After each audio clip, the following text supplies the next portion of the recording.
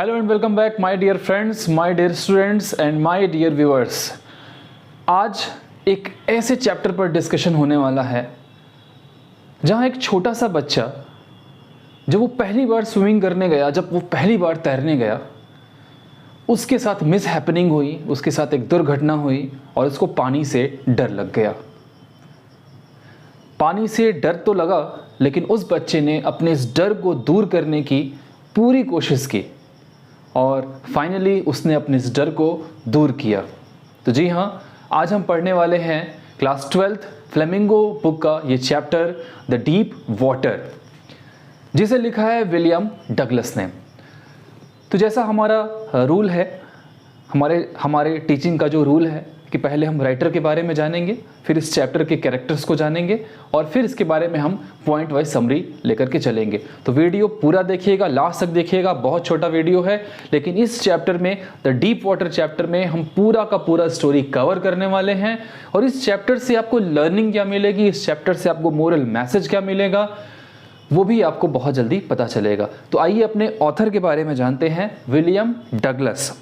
तो William Douglas जो कि 1898 में इनका बर्थ है और 1980 में इनका डेथ है। was born इन मेन नाम की जगह पर मिनेसोटा में उनका बर्थ हुआ।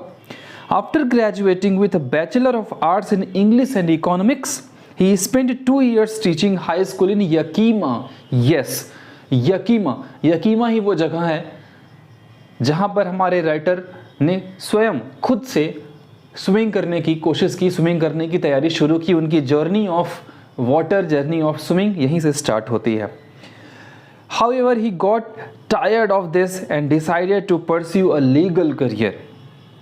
हमने आपको बताया था लास्ट क्लास में, लास्ट वीडियो में, कि आपको राइटर के बारे में, ऑथर के बारे में पढ़ना भी बहुत ज़रूरी है, उनके बारे में इंपॉर्टेंट पॉइंट्स जानना ज़रूरी है, क्योंकि सारे के सारे क्वेश्चन MCQs पर आ रहे हैं। तो हो सकता है, पॉसिबिलिटी है ज़्यादातर कि ऑथर के बारे में कोई भी कुछ ना कुछ क्वेश्चन पूछ दिया जाए। तो however he got tired of this and decided to pursue a legal career. He met Franklin D Roosevelt at Yale and became an adviser and friend to the president. He retired in 1975 with a term lasting 36 years and remains the longest serving justice in the high history of the court. The following expert, यानी जो आप जो पढ़ने जा रहे हैं deep water, ये कहाँ से लिया गया है देखिए, taken from of main and mountains. ये विलियम डगलस के मेन एंड माउंटेन्स नाम के एक बड़े स्टोरी में से एक छोटा सा हिस्सा लिया गया है। तो William Douglas, it reveals how a young boy William Douglas nearly drowned in a swimming pool.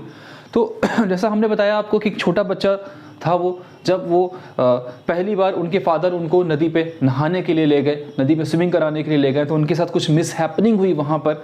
लेकिन उस बच्चे ने हार नहीं मानी। यही हमें सीखना है कि हमें हार नहीं मानना है। तो वो स्विमिंग पूल में जाते हैं और लगभग ड्रोन का मतलब डूबना, तो लगभग डूबने ही वाले होते हैं। In this essay he talks about his fear of water and thereafter how he finally overcome it.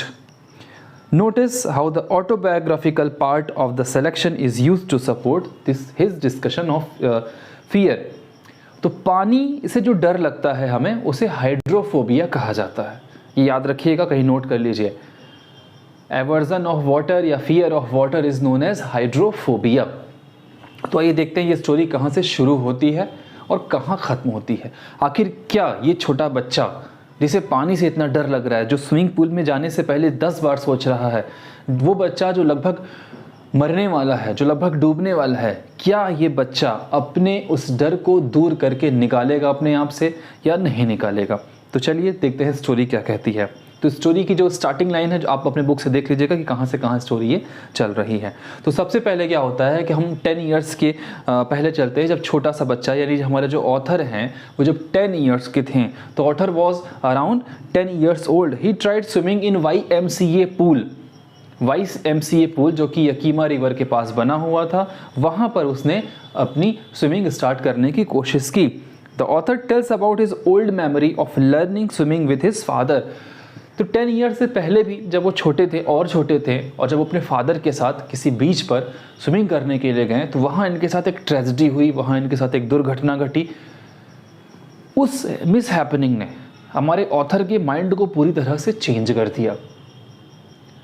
लेकिन एक छोटा बच्चा जो किसी चीज़ से डर गया हो वो दोबारा उसे टच नहीं करता, वो दोबारा उसे छूता नहीं, वो दोबारा वो काम करने की कोशिश नहीं करता। लेकिन हमारे जो ऑथर हैं, एक बार उन्हें पानी से डर लग गया, पानी से धोखा खाया, स्विमिंग करने गए तो लगभग डूबने वाले थे, लेकिन उन्होंने डिसाइड किया कि वो अपने इस फियर को, वो इस हाइड्रोफोबिया को, वो स्विमिंग के डर को दूर करेंगे, वो स्विमिंग करेंगे।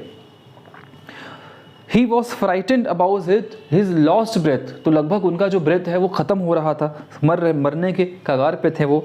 तो his introduction to YMCA revived the old unpleasant memories। तो वो छोटा बच्चा जो पहले कभी वाटर में गया, स्विमिंग करने गया, नहाने गया, जब वहाँ पे उसको डर लगा तो फिर धीरे धीरे जब वो 10 ईयर्स के हुए, जब दोबारा वही चीज़ उनके सामने आई, वही सीन उनके सामने आया, फिर से वो स्विमिंग करने की कोशिश करने लगे, तो फिर से वो पुराना डर उनके माइंड में आ गया। He tries to learn by watching other boys। अब वो क्या देख रहे हैं कि दूसरे जो बच्चे हैं स्विमिंग पूल के किनारे बैठे हुए हैं, बाकी दूसरे जो बच्चे हैं वो लर्न कर रहे हैं, वो स्विमिंग कर रहे हैं, वो खेल रहे हैं पानी के साथ। तो सोचिए जब ये देखते होंगे तो इन्हें भी लगता होगा कि नहीं, मुझे भी खेलना चाहिए, मुझे भी पानी में जाना चाहिए, मुझे भी स्विमिंग करनी चाहिए। तो देखें क्या होता है। One day he went alone at the pool। अभी बच्चा एक दिन अकेले पहुंचा पूल के पास कि चलो भाई आज तो हम स्विमिंग करेंगे, today is my turn, today I am going to swim. अब वो पूल के पास पहुंचते हैं।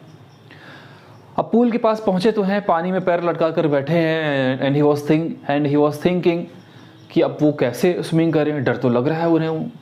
तभी क्या होता है कि एक यंग मसल्ड बॉय, एक हट्टा कट्टा बच्चा वहाँ पर पहुँचता है, लगभग 18 ईयर्स का है, came to him and tossed the author in deep end of the pool. और उसने क्या किया, हंसी मजाक में उस हमारे ऑथर को उठाया और पूल में फेंक दिया। अब हमारे ऑथर पूल में अंदर नीचे चले जा रहे हैं। अब ये देखिएगा स्टोरी कितनी जल्दी शुरू होती है और कितनी जल्दी ख़त्म होती है। ख़त्म होने में तो बहुत टाइम लगेगा, क्योंकि ये एक छोटे से बहुत कम टाइम के इंसिडेंट को, जो फीलिंग है हमारे ऑथर की, वो बहुत लंबा डिस्क्राइब करके बताया है उन्होंने। अब वो बच्चा जिसे पानी में ऊपर फेंका गया, अब वो नीचे जा रहा है, वो डूबने के कगार पर है। तो वो ऊपर से नीचे तक का जो सफ़र है, पानी में डूबने तक का जो सफ़र है और वहाँ से बाहर आने का जो सफ़र है, वही इन्होंने इस चैप्टर में लिखा है कि how he felt at that time when he was drawing actually. तो उन्होंने उसको डिस्क्राइब किया। तो ही वॉज फ्राइटेंड। तो जब वो डर गए, वो पूरी तरह से जब पानी में गिरे, कोई भी होगा अचानक से अगर वो पानी में गिर जाए तो वो डरना शुरू हो जाएगा। लेकिन जब वो पानी में गिरे तो उन्हें एक स्ट्रैटेजी पता थी कि जब वो पानी में नीचे जाएंगे, कभी डूब रहे होंगे तो वो क्या करेंगे। तो he was frightened and planned to hit the bottom and jump out from water. तो मन ही मन में उनके प्लान बनता चला कि जब वो नीचे जाएंगे, एकदम बॉटम पर जाएंगे, तो जैसे ही बॉटम टच होगा वो वहाँ से उसको जंप करके ऊपर आने की कोशिश करेंगे। So he was frightened and planned to hit the bottom and jump out from water. He came out slowly। Technique तो उन्होंने बड़ी अच्छी यूज़ की और वैसा किया भी, लेकिन वो धीरे धीरे पानी में ऊपर आ रहे थे। और जब पानी में, और एग्जैक्टली वो पूरा ऊपर नहीं आए, वो धीरे धीरे नीचे से ऊपर आ रहे थे। और जब उन्होंने आँख खोल के देखने की कोशिश की तो क्या दिखा, there was nothing but water. चारों तरफ पानी ही पानी दिख रहा है और कुछ नहीं दिख रहा है उनको। He came out slowly and saw nothing but water. His mouth was under water. तो अब जो उनका माउथ है वो पानी के अंदर है, नोज सिर्फ उनकी बाहर है। No sound came outside the pool. अब वो मुंह क्योंकि पानी के अंदर है तो वो चिल्ला भी नहीं पा रहे हैं, वो किसी को बुला नहीं पा रहे हैं, बड़े परेशान हैं वो। He try to bring his legs up. फिर क्या किया, पैर को ऊपर करने की कोशिश की, लेकिन पैर भी उनके ऊपर नहीं आ रहे हैं। He tries to bring his legs up but he felt his legs paralysed. लेकिन क्या महसूस हो रहा है कि उनका जो लेग है वो पैरालाइज्ड हो गया, वो काम करना बंद कर दिया है और रिजिड हो गया है, एक जगह स्थिर हो गया है, स्टेबल हो गया है, टाइट हो गया है, वो मूवमेंट नहीं आ रही है। वो छोटा बच्चा 10 ईयर्स का है, जो वो सोचो क्या सोच रहा होगा। He was sinking to the bottom again. अब पैर चल नहीं रहे हैं, आवाज़ कोई सुन नहीं रहा है, हाथ पैर काम नहीं कर रहे हैं, तो वो फिर से नीचे डूबना शुरू हो गए। He lost all his breath. सांसें खत्म हो रही हैं, ब्रेथ खत्म हो रहा है। His lungs was paining, lungs में दर्द शुरू हो गए। हिज हेड वॉज थ्रॉब्ड, सिर भारी हो गया, सिर में चक्कर आ रहा है। एंड ही वॉज गेटिंग डिजी, और धीरे धीरे वो चक्कर आना शुरू हो गया।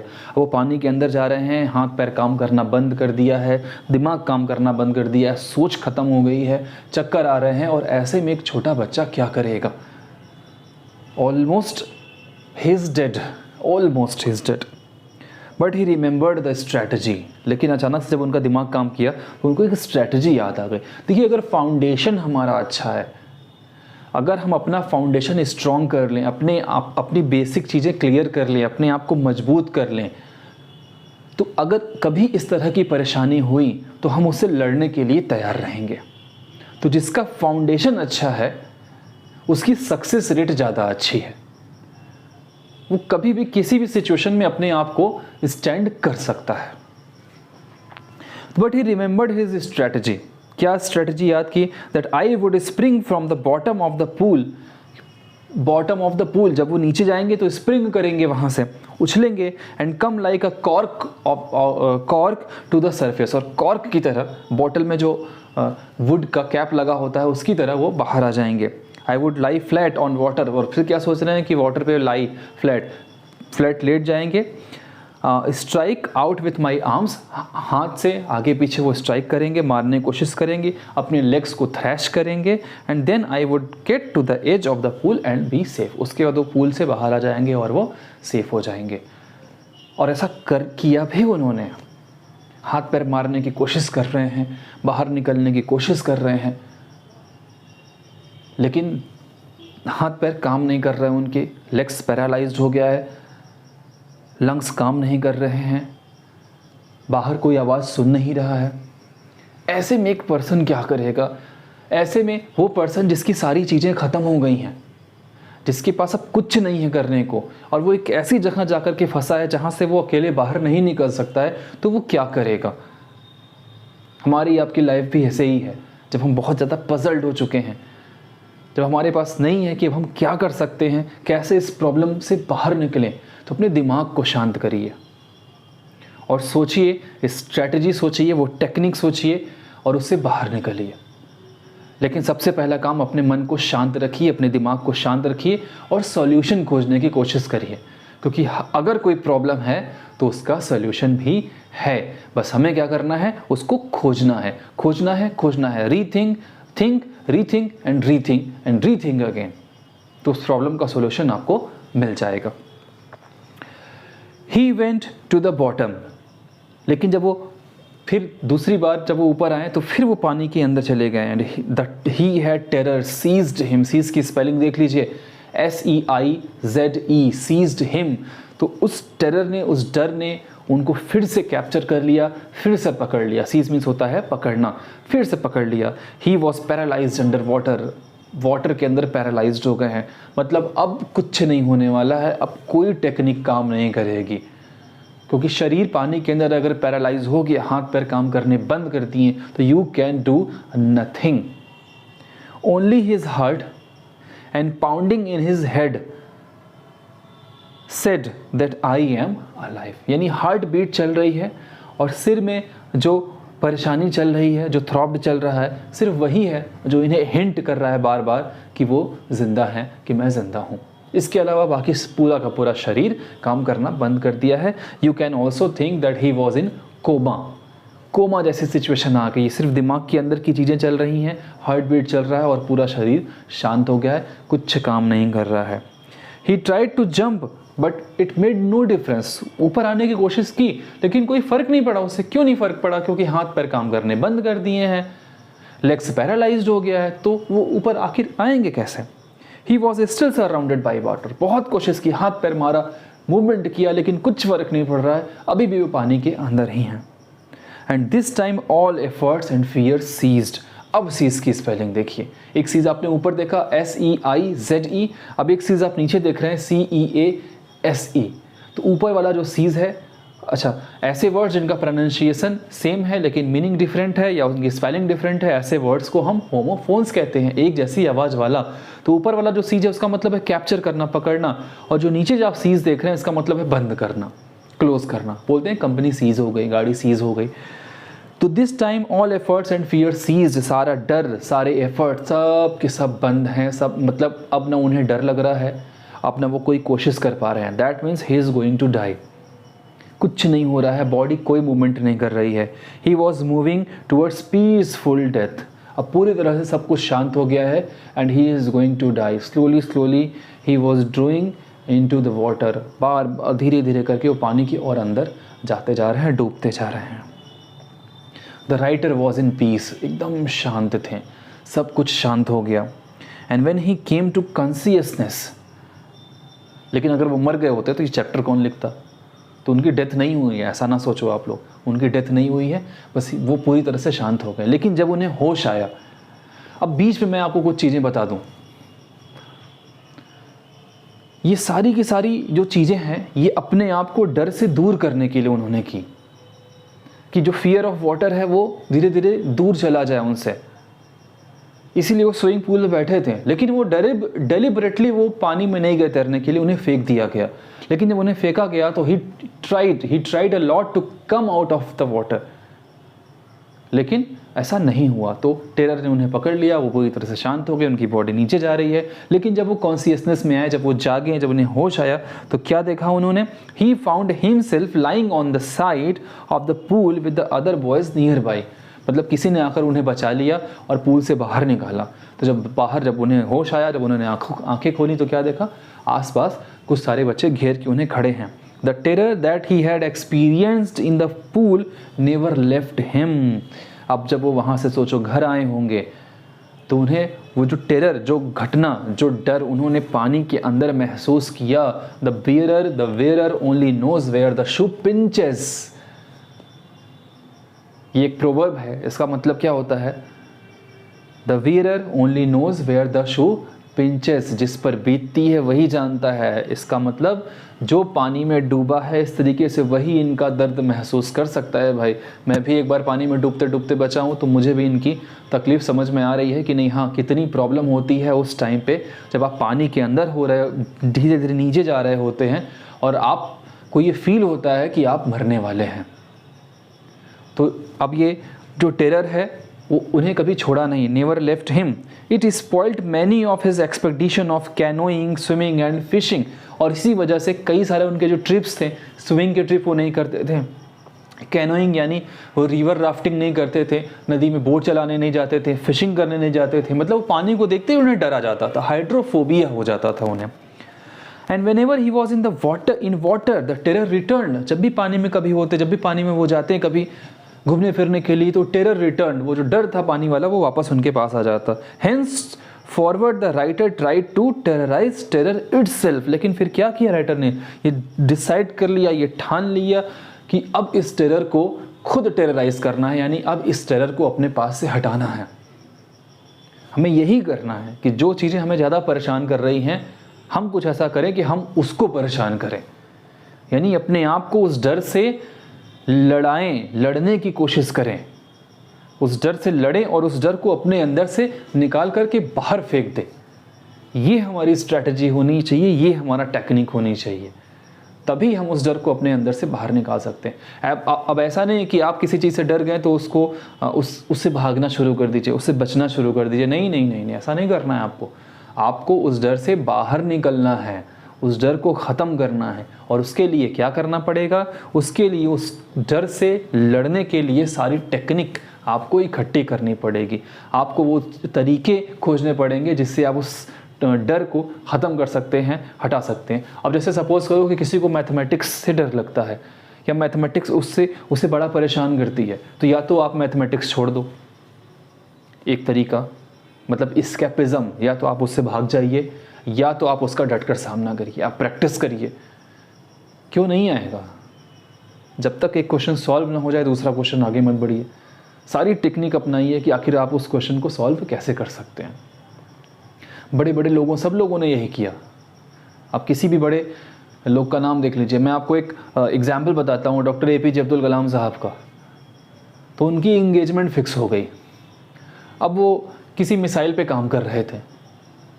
अब वो मिसाइल पे काम करते ही रह गए। आज उनकी इंगेजमेंट थी, उन्हें घर जाना था, वो मिसाइल पे काम कर रहे थे। तो इंगेजमेंट पे वो भूल गए, उन्हें पता ही नहीं था कि आज उनकी इंगेजमेंट है, वो भूल गए। अब वो मिसाइल पे काम ही कर रहे थे। 2 दिन वो वहीं रह गए अपने मिसाइल वाले ऑफिस में, जहाँ पर वो उनका लैब था, वो वहीं रह गए हैं और इधर इंगेजमेंट उनकी ख़त्म। अब 2 दिन के बाद जब वो घर पहुँचे तो भाई लोगों ने कहा कि अरे यार तुम्हारी आज तो इंगेजमेंट थी, परसों इंगेजमेंट थी। उन्होंने कहा अच्छा, अब भूल गए तो भूल गए, तो इसी वजह से उन्होंने फिर शादी नहीं की। तो इतना डेडिकेशन जब आएगा कि आप जो कर रहे हैं उसी में लीन हो जाएंगे, तब ये सब डर वर फिर डर की बात ही मत करो, डर तो ऐसे ही ख़त्म हो जाता है। तो राइटर ने भी डिसाइड कर लिया कि ऐसे ही हमको अपना इस डर को ख़त्म करना है। Whenever he was in water, the terror returned, and hence forward the writer tried to terrorize terror itself. Once he took courage, the terror vanquished. और एक बार उन्होंने हिम्मत उठा ली, हिम्मत जुटाई, और टेरर धीरे धीरे vanquished होने लगा, धीरे धीरे गायब होने लगा। The experiences of the writer throw some important lights on certain aspects of life. तो ये डर उन्होंने ख़त्म कैसे किया? उन्होंने एक कोच हायर किया, एक ट्रेनर हायर किया और उसे ट्रेनिंग लेनी शुरू की। इसका डिटेल आप चैप्टर में पढ़िए, क्योंकि वो बहुत ज़्यादा इंपॉर्टेंट नहीं है, इसलिए मैंने उसको पॉइंट पे मेंशन नहीं किया है, लेकिन वो आप पढ़ लीजिएगा, अगर आप चाहें आप तो उसको पढ़ लीजिएगा। तो उन्होंने एक कोच हायर किया, उस कोच से ट्रेनिंग ली, काफ़ी दिन तक उनकी ट्रेनिंग चलती रही। फिर जब फुल्ली ट्रेंड हो गए तो उन्होंने अपने आप को रिवर में उतारा। उन्होंने स्विमिंग की, 1 बार स्विमिंग की, 2 बार स्विमिंग की, 3 बार स्विमिंग की। कुछ जगह का नाम दिया गया है, वो भी जगह का नाम आप देख लीजिएगा। तो 3-4 बार उन्होंने स्विमिंग की, बड़े बड़े रिवर्स को उन्होंने पार किया, और जब पार कर लिया और फाइनली उन्हें लगा कि यस, अब हमारा ये डर ख़त्म हो गया। मैं आपको एक हॉलीवुड की एक मूवी का नाम बताता हूँ, आप उसे ज़रूर देखिएगा, हो सकता है आपने देखा भी हो, द कराटे किड। एक छोटे से बच्चे की स्टोरी है, जिसे उसके स्कूल के कुछ बच्चे परेशान करते हैं, तो वो कुंग-फू सीखते हैं। वो बच्चा छोटा सा कुंग-फू सीखता है, उन बच्चों को मारने के लिए नहीं जो बच्चे उन्हें परेशान कर रहे हैं, बुली कर रहे हैं, उनसे बचने के लिए। तो उसकी ट्रेनिंग थोड़ी अलग होती है। उसकी ट्रेनिंग का पीरियड आप देखिए कि किस तरह से जैकी चैन ने उस बच्चे को ट्रेन किया, और उस बच्चे ने कितनी ब्यूटीफुली वो ट्रेनिंग ली। और लास्ट में जब वो फाइनल रिंग में उसका मैच होता है, फाइट हो रही होती है, तो वो सीन बड़ा अच्छा है। वो सीन देखिए, वो बच्चा अपनी पूरी कोशिश करता है और फिर लास्ट में उसे चोट आ जाती है और फिर वो नहीं खेलने की सिचुएशन में रहता है, लेकिन वो ये कहता है कि अगर मैं आज यहाँ से चला गया तो मेरे अंदर का डर कभी ख़त्म नहीं हो पाएगा। तो फिर वो फाइट करता है, वो उसी कंडीशन में फाइट करता है। तो आपको लड़ना पड़ेगा, बिना लड़े आप जीत नहीं सकते। वो तो अब तो ऐड भी आता है, डर के आगे जीत है। तो लड़ना पड़ेगा, डर से डर जाएंगे तो फिर डर तो डराता ही रहेगा। तो डर से डरना नहीं है, डर से लड़ना है। तो क्या सीखने वाली बात है इनसे, आइए देखते हैं। एक्सपीरियंसेस ऑफ पेन और pleasure in childhood remain in the subconscious mind and influence our feelings later too. पहली पॉइंट जो शुरू में हमारे राइटर ने फेस किया, कि ऐसी कुछ चीज़ें, ऐसी कुछ घटनाएं बचपन में होती हैं जिन्हें हम दिमाग में बैठा लेते हैं और उनसे हम हमेशा डरते रहते हैं, वो हमेशा हमें परेशान करती रहती हैं। जैसा राइटर के साथ हुआ, उनके फादर उन्हें सी पर ले गए और वहाँ उनके साथ मिस हैपनिंग हुई, हाइड्रोफोबिया उनका वहाँ से स्टार्ट हुआ। The fear of water acted on the writer in that way. Even after being an expert in swimming the writer felt terror. इतने एक्सपर्ट होने के बाद भी उन्हें डर लगता था। तो उस डर को रिमूव करने के लिए उन्होंने और स्विमिंग की और बड़े बड़े रिवर पे उन्होंने स्विमिंग करनी स्टार्ट की। There was no reason at all. Once he took courage the fear vanished. कोई और रीज़न नहीं है, सिर्फ करेज, सिर्फ हिम्मत वाली बात है। और सिर्फ हिम्मत, आपको हिम्मत उठानी है, करेज लेना है, बाकी तो डर तो अपने आप ख़त्म हो जाएगा।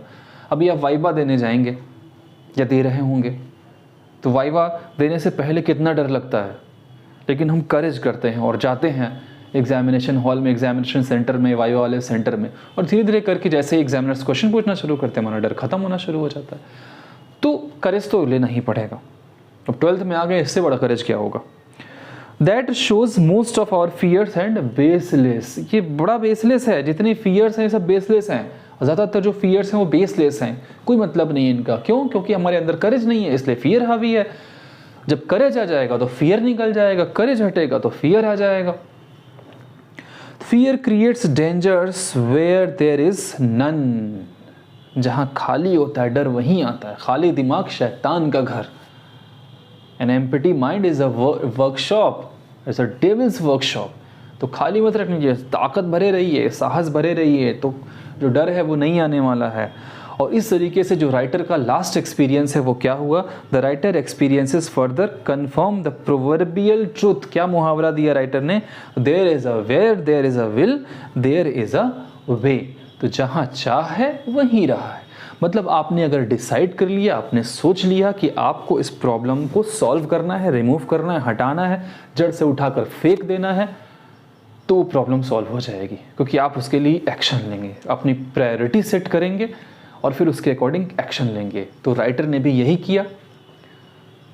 राइटर को डर लगा, पानी का डर लगा, स्विमिंग का डर लगा, उनकी प्रॉब्लम बढ़ती चली गई। फिर उस प्रॉब्लम को सॉल्व करने का उन्होंने तरीका खोजा कि इस प्रॉब्लम को आखिर हम सॉल्व कैसे करेंगे। तो ओवरऑल ये समरी है। जहां आपको नहीं समझ में आप स्किप करिए, फॉरवर्ड करिए। थोड़ा भी अगर समझ में आया आपको, और अगर ऐसा लगे कि नहीं हाँ ये जो लाइक वाला ऐसे करके बटन है उसको प्रेस करने लायक है, तो आप प्रेस कर दीजिए, कमेंट कर दीजिए। और अगर किसी को शेयर करना है, देखो अच्छी चीज़ शेयर कर दो। कंटेंट बढ़िया पसंद आया, पॉइंट वाइज समरी अगर आपको पूरी, आप उससे सेटिस्फाइड हुए, तो आप उसको शेयर करिए, उस अपने दोस्त को शेयर करिए जिसने पढ़ा नहीं है, उसको बताइए कि पढ़ लो इसको, इम्पॉर्टेंट चैप्टर है, कुछ सीखने वाला चैप्टर है। तो आप सब्सक्राइब करिए, करवाइए, और ये सब करते रहिए, पढ़ते रहिए, आंसर लिख के भेजिए मुझे। और मैं मिलता हूँ आपसे अगले क्लास में। तब तक के लिए जय हिंद, जय भारत।